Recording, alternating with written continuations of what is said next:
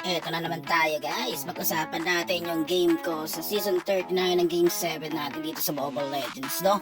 At dito nga na-encounter ko ang pinakamagaling na jungle sa lahat. Grabe, Lemerd na yung gamit niya. Wala pang magawang matino. Pati yung kabayo nito, minsan naiilagan niya pa eh. Ganun siya kalupit. Then at the same time, wala talagang objectives kami nakuha dito sa mismong game. At eto nga guys, no, shoutout dito kay Lemerd na ang hirap basahin ng pangalan na Sasha, baka Natasha, no? I-miss yung pangalan niya. But anyway guys, dito nag-result kami, no? Cyclops ko nagiging front mo dito. And at the same time, wala talaga akong nagawa dito na pag-asa para manalo tong team namin. Kasi nga, wala kayong makuha objectives dito sa mismong laban. At ayun, defeat at nag-end ako ng 5.4 dahil dito sa trip ko na Cyclops support.